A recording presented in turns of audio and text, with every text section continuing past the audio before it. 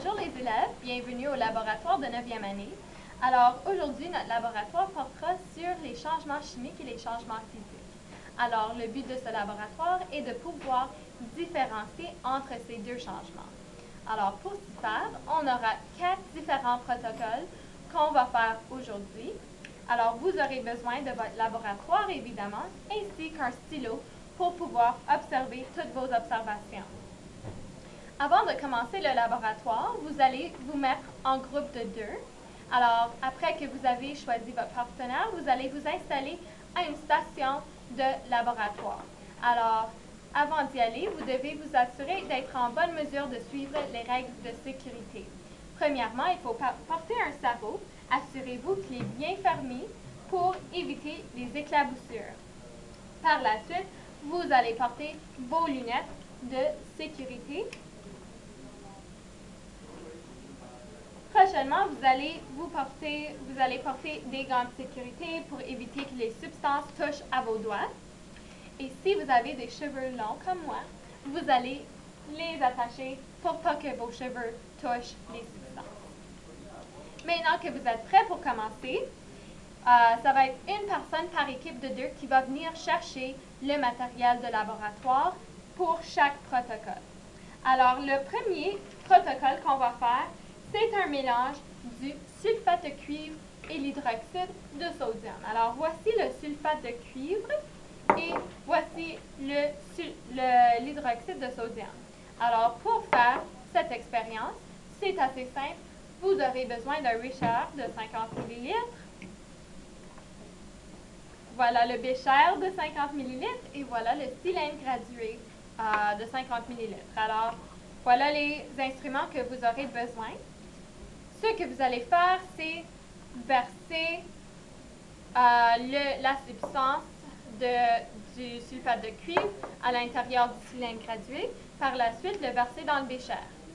Vous allez rincer le cylindre gradué et par la suite, vous allez faire la même chose avec l'hydroxyde de sodium. Puis, vous allez mettre les deux dans le bécher, puis vous allez noter vos observations. Alors, est-ce qu'il y a eu changement de couleur? Est-ce qu'il y a eu formation d'un précipité? Est-ce qu'il y a eu, par exemple, émission d'un gaz? Alors, vous allez écrire tout ce que vous voyez lors de cette réaction.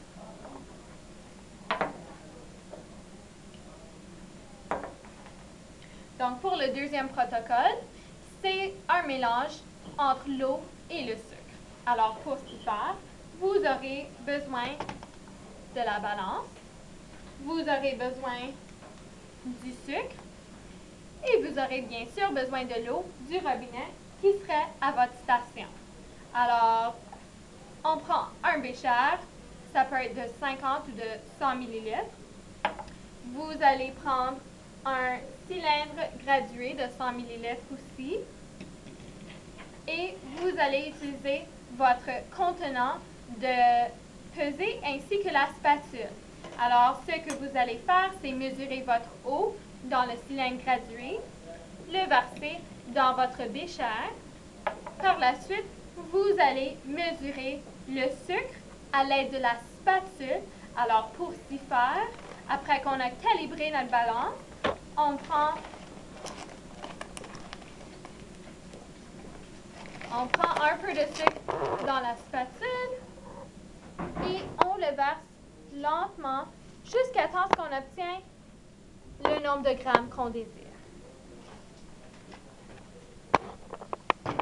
Après que vous avez bien mesuré votre sucre, vous allez le verser dans le bécher qui contient de l'eau et notez vos observations.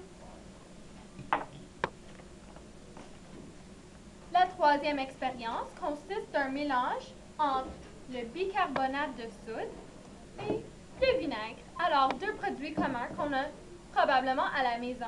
Alors, ce que vous allez faire, c'est très semblable à l'expérience qu'on vient juste de faire. Vous allez mesurer le bon nombre de grammes pour le bicarbonate de soude. Vous allez utiliser le cylindre gradué pour mesurer le vinaigre. Vous allez le verser dans le bécher. Vous allez combiner les deux et vous allez noter vos observations. Dernièrement, la dernière expérience consiste de mélanger mélanger du Crystal Light, deux saveurs différentes, avec de l'eau. Alors, voici, j'ai mon Crystal Light avec saveur de citron ou de limonade et Crystal Light saveur orange ou aux fruits. On aurait besoin de l'eau du robinet qu'on mesurerait à l'aide du plus gros cylindre gradué. Alors, ça peut être de 200 ou plus haut, 200 ml ou plus. Vous allez le verser dans votre bécher de 200 ml et pour le Crystal Light, vous allez le mesurer à l'aide de la balance comme l'exercice précédent. Quand vous aurez tout mélangé ça, vous allez observer vos observations. Notez vos observations. Alors, bonne chance, puis bonne journée. À plus tard.